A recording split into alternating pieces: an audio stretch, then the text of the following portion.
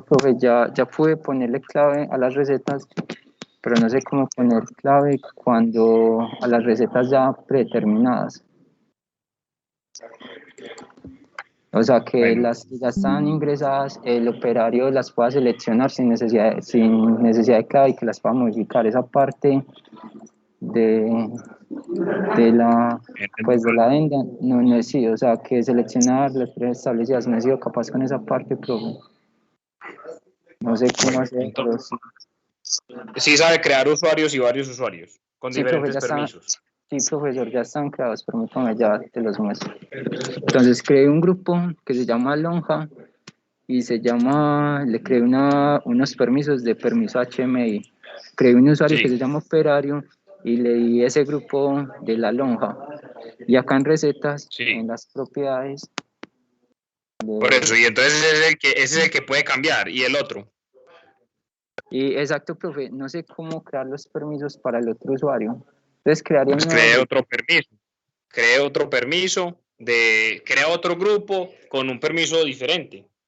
¿Y cómo se llama ese permiso?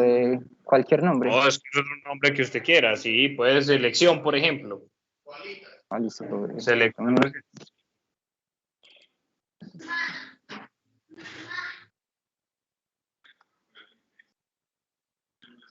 Listo. Y claro, entonces aquí... Y póngale también en nombre de visualización, póngale lo mismo para que sepa cuál es. ¿En dónde, profe? Qué pena. Ah, nombre de... Eso ahí, póngale lo mismo. Listo, profe. Entonces acá en mi usuario, creo otro usuario que lo va a llamar uso, mientras tanto. Y le otorgo los permisos del grupo.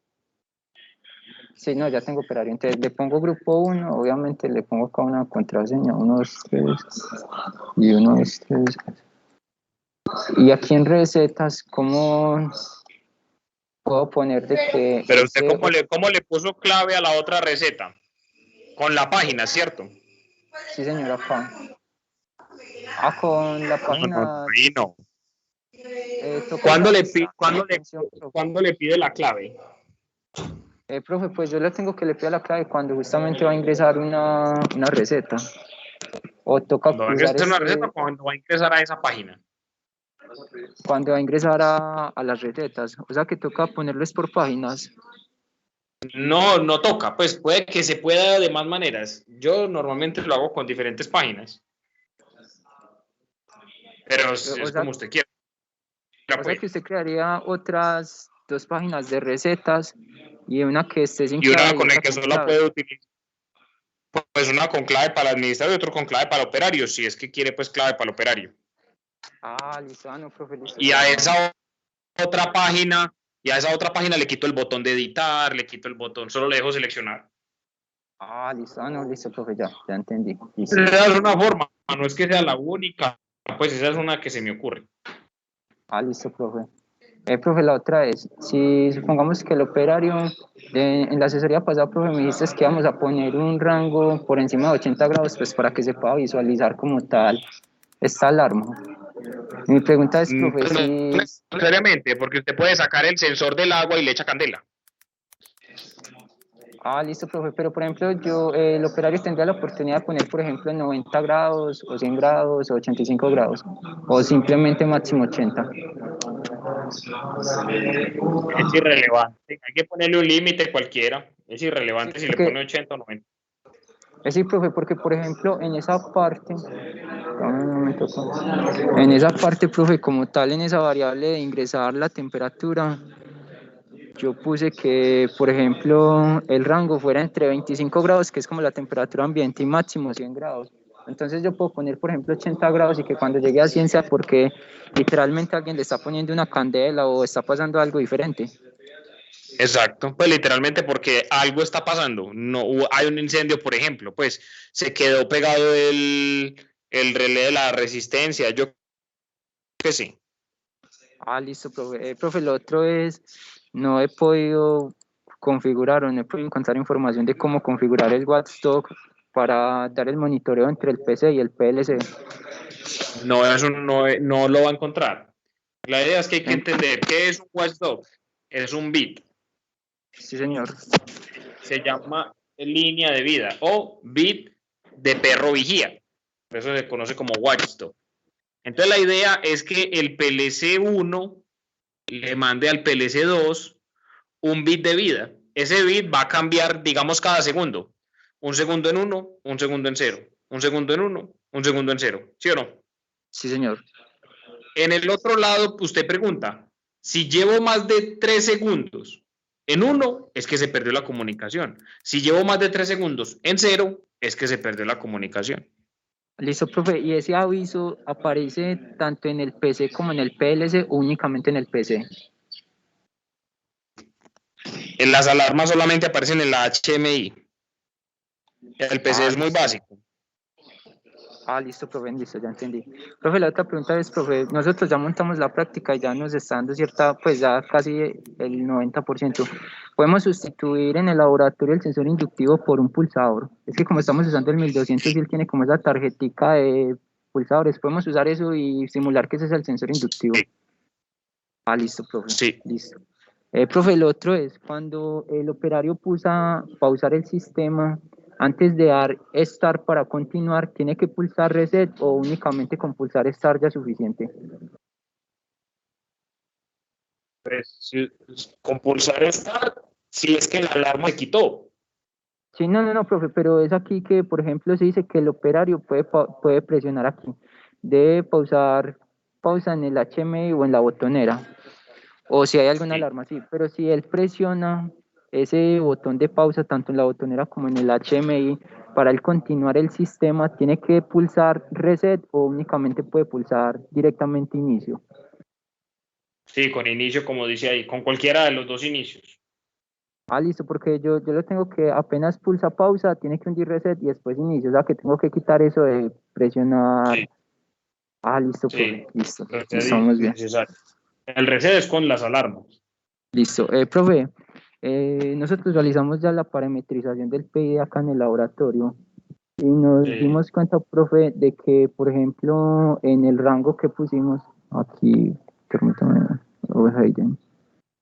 aquí en el rango, por ejemplo, en la etapa 1, pues aquí se está leyendo la temperatura y pusimos teníamos inicialmente poner unos rangos de más y menos 2 grados, pero acá en el laboratorio con pruebas nos dimos cuenta que la temperatura baja no hubiera posibilidad de ponerla en 0 y la temperatura máxima de 6 grados, porque en el PID vimos que si por ejemplo ingresamos una temperatura de 30 grados como set point, ella comenzaba a oscilar desde los 30 y comenzaba hasta los 36, ahí comenzaba a bajar hasta los 30 poco a poco. Pudiéramos poner ese rango alto de 6 grados, de más 6 grados, y en el rango inferior de menos 0 grados.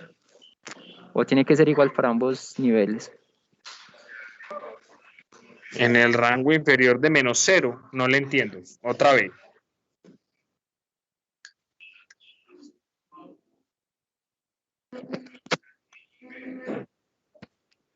Sí. Sí, profe, entonces nosotros... ¿Qué importa? Sí, profe, o sea, nosotros podemos poner sin ningún problema más o menos 6 grados en ese punto de oscilación aquí mientras está corriendo ese tiempo, o más o menos 6 grados es demasiado diferencia. No, eso es demasiado. Mire, más y menos 6 grados es la diferencia entre que usted esté asado del calor y congelado del frío. No, 6 grados es mucho. Y más que todo, más menos 6 serían 12 grados de diferencia. Eso es la vida y la muerte. Porque es que acá en el laboratorio nos dimos pues que cuando parametrizamos eso nos llegaba hasta ese valor de más 6 grados y después comenzaba a bajar al set point que uno había ingresado por pantalla. Entonces, ¿hay que sí, pero ¿qué importa si sube? Es que sube es porque la temperatura tiene una inercia. Pero ¿qué importa si se pasa? No le veo el problema. No veo para qué quieren ponerle 6 grados. No veo la diferencia, no veo para qué. O sea que es esperar únicamente a que sí o sí se cumpla esta condición de estar oscilando entre esos dos, más o menos. Lo que pasa es que la temperatura tiene mucha inercia. Entonces, cuando usted deja de calentar, igual la temperatura sigue subiendo. Pero ¿eso qué importa? Si la siguiente etapa es con una temperatura inferior, eso sube y baja. Y cuando llegue a la temperatura más o menos el gap, empieza a contar el tiempo de la siguiente etapa. No le veo el problema. Listo, profe. pero eso no se lo da usted, eso depende del sistema, depende de la inercia, depende de la potencia de la resistencia, depende de las ecuaciones diferenciales de transferencia de calor, de su resistencia, de la ecuación diferencial de disipación de calor del tanque, del balde respecto al medio. Eso depende de tantas cosas que no es controlable. Simplemente usted espera a que pase. Listo, o sea, usted espera, no, el sistema espera, usted no sabe, no tiene idea de cuánto tiempo es, no le puede poner ningún tiempo de estabilización, él solito empieza a bajar. Y cuando entra dentro del rango, ya usted empieza a contar el tiempo. Trabajar. Listo, profe. Profe, lo otro es, ¿uno cómo puede programar que solamente se puedan descargar recetas cuando está en reposo? Eso se puede programar desde el HMI o directamente debe ser en el PLC. No sé. Por ejemplo, cuando usted está en reposo, se me ocurre, por ejemplo, por decir cualquier cosa, si usted está en reposo, se deshabilita el botón de seleccionar receta. O sea, no puede entrar a las recetas. Y cuando usted está en pausa o en stop, pues, bueno, cuando está en reposo se habilitan. Y cuando no está en reposo, se desaparecen los botones de la receta, por ejemplo. Uy, profe, qué idea. Listo, de las páginas. Listo, profesor. Profe, cuando uno grafica la temperatura mínimo, ¿cuántas etapas deben demostrar? En clase habíamos dicho que una y dos, o sea que sí o sí en esa gráfica, o sea, todas las 4 deben de aparecer en una misma gráfica. Sí, entonces el tiempo hay que modificarlo. El tiempo es largo. O sea, en el eje del tiempo es largo y tiene que modificar el número de puntos para que le grafique, si no, eso no le grafique en un pedacito. Tiene que hacerlo bien hecho para que le grafique bien. Sí, profe, pues ya estamos haciendo más o menos un tanteo y, por ejemplo, creo que pusimos 600 puntos y aún así fue muy poco, entonces estamos ahí como configurando esa parte. Que no son profe, los puntos, es en el eje del tiempo. Por eso aquí, profe, no, como tal. Poner los rangos y los intervalos, no. Eso. Listo, profe. Profe, sí, lo otro. Es que tienen que calcular cuánto se demoran en hacer un ciclo. Y la prueba ustedes la escogen.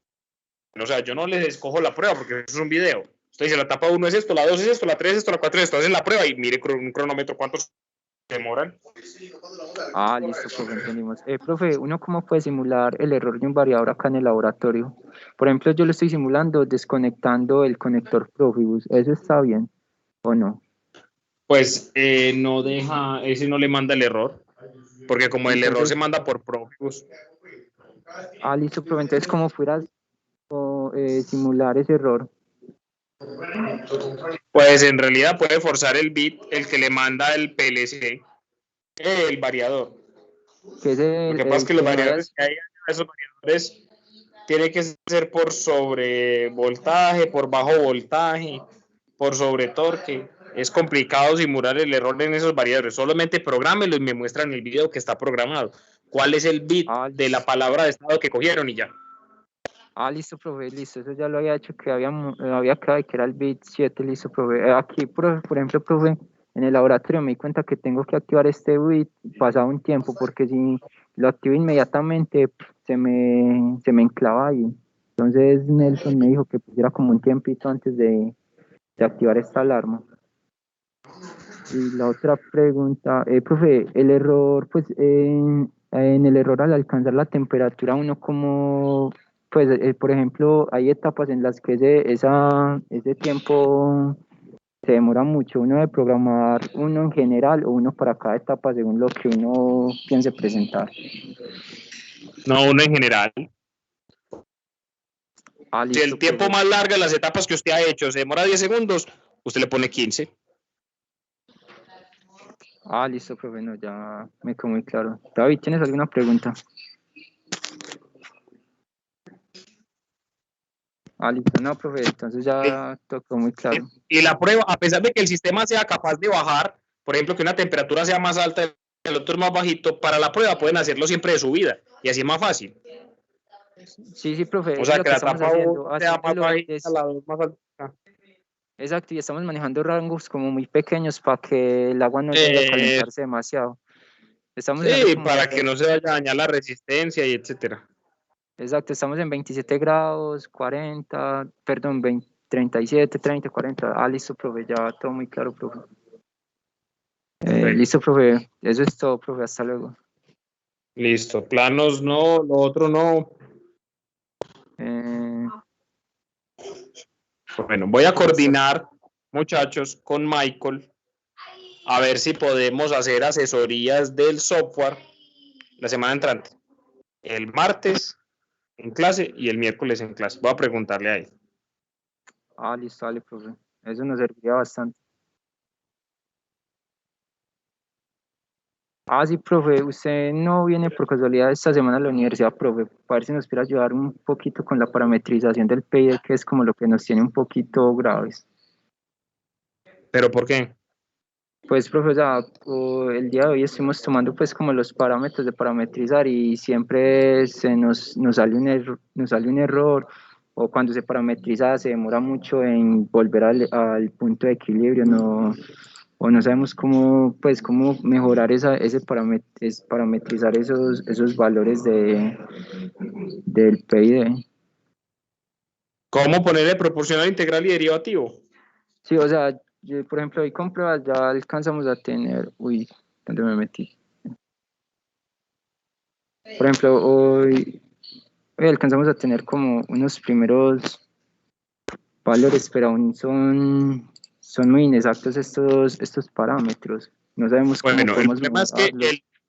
el 300, o sea, si uno se pone a hacer ecuaciones, le toca volver a estudiar control, si es que lo quiere hacer por puntos. Volver a estudiar control para sacar las ecuaciones diferenciales y hallar el mejor PID. Pero si uno lo quiere hacer con autotuning, hay un add-on, hay como un bloque, como un software adicional al Step 7, al TIA Portal, para hacer autotuning. Busquen en internet, autotuning con 300, con TIA Profe, Portal. así nosotros estamos usando el 1200. El 1200 es el que está controlando la temperatura. Sí, lo estamos haciendo. Fácil, simplemente es ponerle ahí autotuning. Aquí en Tia Portal. Sí, en el TIA Portal. Miren, vaya al bloquecito. Ahí no, en ese. Miren la derecha donde aparece puesta punto ese. Exacto, profe. Sí, aquí fue como tuvimos esos valores, pero aún así nos dan como muy exactos para lograr el PID. Por ejemplo, estos valores que te mostré acá los logramos con este programa, con esta función. Exacto, así es. Entonces, para poder lograr un mejor dato es seguir haciendo más pruebas. Lo que pasa es que cada que usted cambia el sistema, por ejemplo, si usted mueve la resistencia o cambia la resistencia o mueve el sensor, son parámetros distintos. Y si está muy lento, le puede cambiar directamente el proporcional en el bloque. Abre el bloque del PID, dale clic derecho.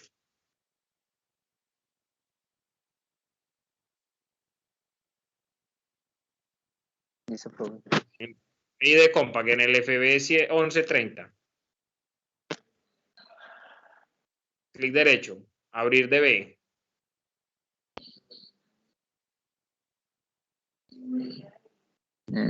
Aquí donde dice abrir, será. Es abrir en DB. No me aparece esa función, profe, solo abrir. Imprimir.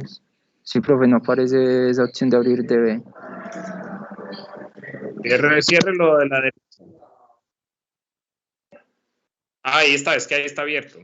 Ah, listo, profe. Listo, profe.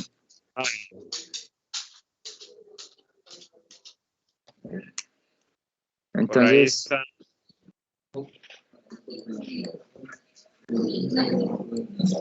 se puede abrir como FB.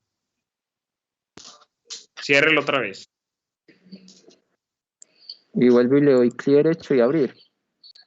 Ahora, no, ahora el DB36. El DB6.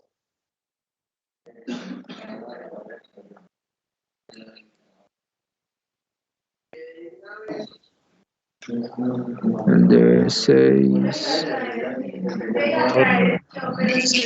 El PID compacto.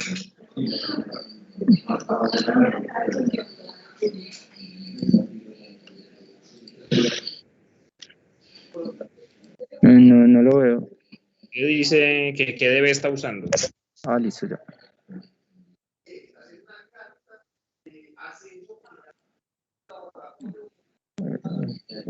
Profe, ¿en configuración o puesta en servicio o el general?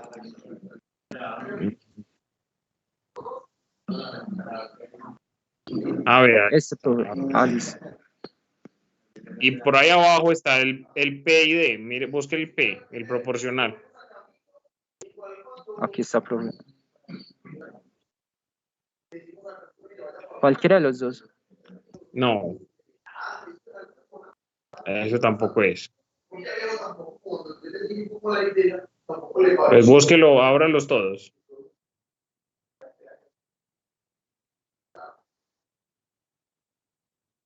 Ahí están abiertos todos.